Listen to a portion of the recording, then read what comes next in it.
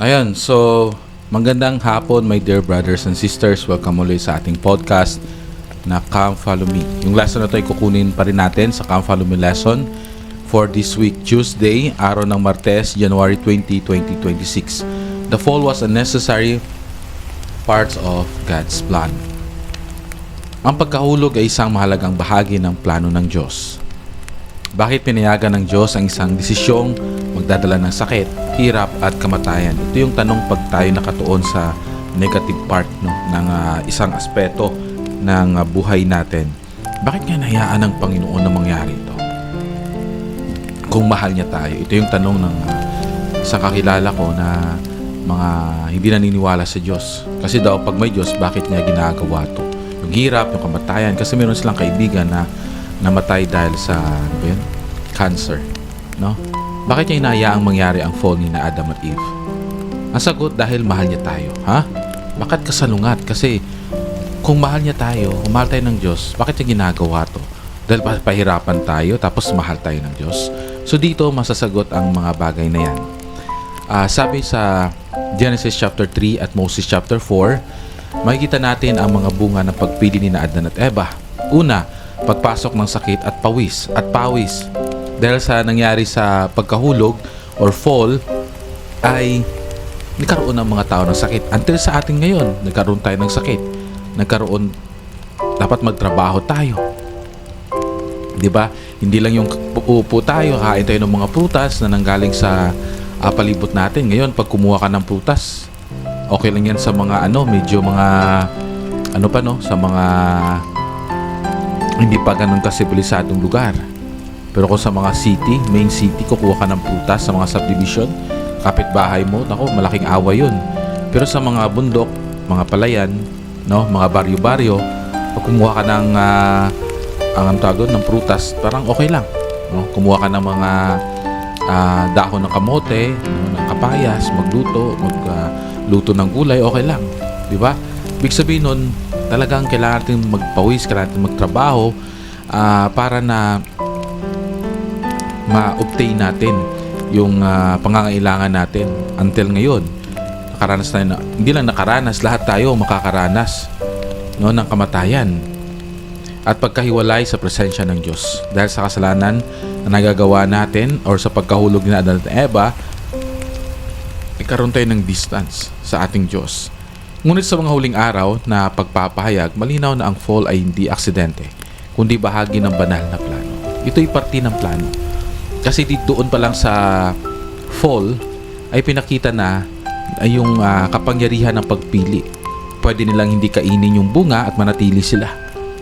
Pwede nilang kainin yung bunga at they will cast out. Alisin sila sa Hardin ng Eden and doon magsisimula yung buhay. Diba? Dumami. So, doon pinapakita yung kapangyarihan ng pagpili. Yung we choose. Halimbawa, nangyari sa araw sa akin na to. Gumawa ako ng Come Follow Me. Tapos, yun na nga. Pag-uwi ko sa bahay, dali-dali akong gumawa kasi hinahabol ko yung oras. After nun, pumunta yung wife ko sa akin. Sabi niya sa akin, mayroong kang pupuntahan na importante kasi kausapin na ganito. Sabi ko, mamaya tapusin ko muna to because I choose to gawin yung trabaho ko sa Diyos. Hindi dahil ma-impress si Bishop, dahil ma-impress yung mga tao, but parte yun. Pero yung pinakamalaga na hindi ko na naisip yung mga bagay na yan dahil yung pinakamalaga sa akin is gusto ko ma-impress ang aking Heavenly Father. Nagpapalakas ako sa Kanya. Gusto ko na i-commit yung aking self na without Him, I am nothing. Yun ang sinasabi ko sa sarili ko. Habang ginagawa ko yan, matatapos na ako sa aking lesson for the day. I just want to share my testimony. Tingnan ko yung aking recording dito sa monitor ko. Wala, patay. Tapos tinignan ko yung nakasaksak na kable, hindi nakasaksak yung kable. Sabi ko, yung buong paggawa ko pala nun, hindi naka-record. So ginawa ko, sabi ko, mamaya na to. Pumunta muna ako doon sa pinuntahan ko, mainit, tapos nagkausap kami, parang hindi matutuloy. Imagining ko kung inuna ko, di ba yung point is hindi din matutuloy, di ba? So talagang it's a matter of choice. Either matuloy o sa hindi, matuloy yun ang transaction o hindi, ang mahalaga is sino yung inuuna natin. Saan tayo? Diba? Yung mga bagay na pangmundo na makikita ng mata, mahawakan natin, o yung mga bagay na eternal, yung mga bagay na gagawin natin sa buhay na walang hanggan, no? So, when I go back, pag-uwi ko dito, and gumawa ako uli, instead na sabihin ko na pag-uwi ko pagod na ako, init ng panahon, magpahinga na ako. Pero sabi ko, pwede ko nang gawin siyang sa gabi, pero nakikita ko, I still have 1 hour para gawin to. So, ginawa ko. Kasi naramdaman ko na walang mawawala pag gagawin ko to. Pero may madadagdag sa akin. No, yung aking pagmamahal sa aking Ama sa Langit. Kapatid, binabahagi ko to sa inyo para ipakita na kung kaya ko bilang isang tao din, no, kaya natin. It's a matter of pagpili natin sa mga oras na critical. Sinong pipiliin mo? Di parang ganun siya. Huwag tayong tumalikod tulad nilang ginawa ng mga disipulo ni Kristo noon na nagkahamali sila. Tumalikod sila because they don't want to face the reality. No? Yung time na yung Panginoon ay nasa gitna na ng paglilitis, di ba? Natakot sila. Pero yung pinakamalungkot doon, yung ginawa ng mayamang batang lalaki. Imagine mo, no? You are in your youth, single adult na age. Halimbawa lang, 25. Ang yaman mo na. Kilala ka sa lipunan. Marami ka nang naabot. Marami ka nang natapos. Tapos sasabihin ng Panginoon sa'yo, iwanan mong lahat yan. Sumama ka sa akin. No? Nag-iba yung mukha ng batang lalaking ito at tumalikod siya sa Panginoon. Yun din ba yung gagawin natin? Diba? So yung pagpili, simula pa nung unang panahon, sa panahon nila ni Adan at ni Eva. Ang tanong dito, kaya ba natin na sundin ang ating Diyos in spite sa mga challenges na dumarating sa atin? Kasi hindi naman lahat ng bagay ay madali. Pero naniniwala ako na ang Diyos ay gagawa siya ng paraan. Kung walang fall, walang kalayaang pumili. Paglago, pamilya at walang tagapagligtas. Hindi tayo, kung walang fall, hindi tayo bibigyan ng Diyos ng kalayaan na pumili. Doon pa lang in-exercise na natin ng unang mga parents natin, yung mga tawag sa amin ginikanan, or yung mga, ano nga sa Tagalog yung ginikanan? Sila yung mga unang magulang natin, no? And dahil doon, dumami tayo, lumago tayo. Natuto tayo sa mga mali natin, nag-inbensyon tayo. Sabi nga, ginawa tayo sa wangis ng Diyos. Gusto ng Diyos na may pamana kung anong meron siya sa atin. At dahil na inherit natin yung pagiging tao, nagkakamali tayo, nasasaktan tayo, nadidisappoint tayo, mga negatibong bagay. Dahil namana natin yung divine potential, kaya din nating baguhin yon. Kailangan natin baguhin yung ating pagpili, yung ating state of mind. Kailangan baguhin every day. No?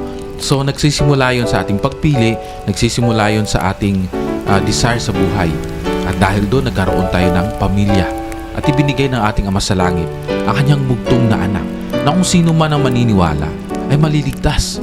Tulad ng ating Panginoong Hesukristo. Siya lang ang ating tagapagligtas at manunubos.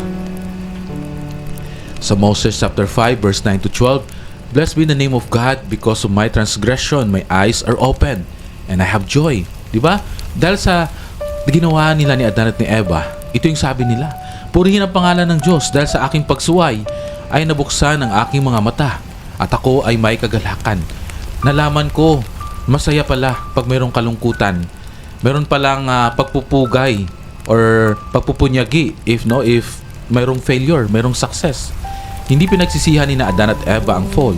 Nakita nila ang layunin nito. Adam fell that man might be, and man are, that they might have joy. Si Adan ay nahulog upang ang tao ay mabuhay, at ang tao ay nabubuhay upang magkaroon ng kagalakan. Na ating mababasa sa 2 Nephi chapter 2 verses 23 hanggang 25, na ang katotohanan, ang layunin ng buhay ay hindi lang umiwas sa sakit, kundi makaranas ng tunay na kagalakan. Speaking of sakit, di ba ang daling sabihin, kaya natin yan, may sakit tayo, ganito yung nangyayari sa buhay natin. Ba't dumating yung araw na dumating yan?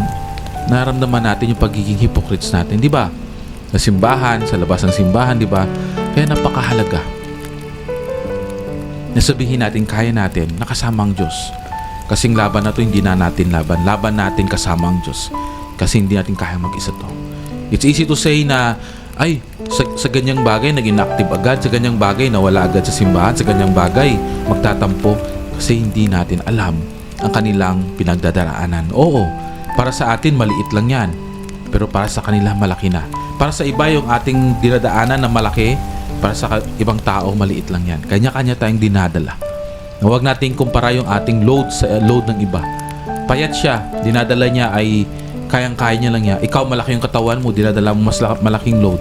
Hindi mo pwedeng sabihin na, ay, bakit ganyan lang yung dinadala niya sa workout gym, yung mga maliliit na bagay. Kasi nga, malaki yung katawan natin. So, pag i-compare natin yung sarili natin sa iba, hindi maganda. So, speaking of sakit, no? So, in connection sa binahagi ko tungkol sa mga sakit, it's easy to say. Pero pag andun na tayo, iba, no? Doon natin mapaprove sa ating sarili na hindi pala madali. Ang papel ng tagapagligtas. Sa Mosiah chapter 3 verse 19, the natural man is an enemy to God unless he yields to the enticing of the Holy Ghost. Sino yung makakatulong sa atin? Kung magpapasakop tayo sa banal na Espiritu. Ito yung isang bagay na magpupuno sa atin para na mapalakas tayo. Ang fall ay nagdadala ng kahinaan, ngunit si Kristo ang nagbibigay ng lakas upang tayo'y magbago. No, dahil sa ginawa ni Kristo, mayroon tayong kakayahan na magkaroon ng hope, kakayahan na pwede ko palang baguhin yung aking buhay. Kailangan ko lang maging magpakumbaba, matuto, at magpatuloy sa buhay. Because this life is a probationary state. Ang buhay na ito ay panahon ng paghahanda. No, hindi tayo pumunta dito para mag-disco lang, para magsaya lang, parang just to enjoy life, kumain, matulog at mamatay. Andito tayo para sa paghahanda. Ang mundo ay hindi perpekto dahil ito ay paaralan, hindi pa tahanan. Andun yung tahanan natin sa kapila. Magsasama tayo kasama ng ating Diyos sa buhay na walang hanggan. Pag-asa sa plano ng Diyos sa ating babasa sa Doctrine and Covenants chapter 29 verse 39. It must needs be that the devil should tempt the children of men. Kinakailangang tuksuhin ng diablo ang mga anak ng tao. Ang katotohanan, may tukso pero may tagapagligtas, may hirap pero may pag-asa. Ito yung tinatawag nating oppositions in all things. Kasi pag walang oppositions, paano tayo malalaman yung sakit? At yung nasaktan tayo at naghilom tayo. Naghirap tayo at naging mayaman tayo. Na-fail tayo because andun yung success. 'Di ba? Nagkapamilya tayo dahil wala tayong pamilya noon. So dito naramdaman natin, no? Lahat ng bagay. Ang fall ay hindi dahilan para mawala ng pag-asa. Ito ang dahilan kung bakit may pag-asa. Sa bawat pagkakamali, may pagsisisi. Sa bawat luha, may aliw. At sa bawat kakainaan, may biyaya ni Kristo. Mga kapatid, maraming salamat sa pagsama. I think this is the end na, no? And masaya po ako na nakasama ako uli tayo sa araw ng Martes. Napakabilis na naman ang araw. Pero yung pag-andun tayo kay Kristo, mabagal lang. Actually, mga kapatid, na-miss ko yung time na parang ngayon, gusto kong pumunta sa bundok. Yung parang lahat nakastop. Di ba? Pag pumunta ka sa bundok, akala mo hapon na, titingnan mo, ala, kanina pa ako dito, umupo ako alas 8, akala ko alas 11 na, alas 9 pa pala. Alas 9 pa lang pala. Di ba? Mga ganong experience ba kung napapansin niyo na mabagal yung oras doon. Kasi yung tao doon hindi busy. May panahon. And darating din tayo sa mga panahon yun na tayo'y magre-relax,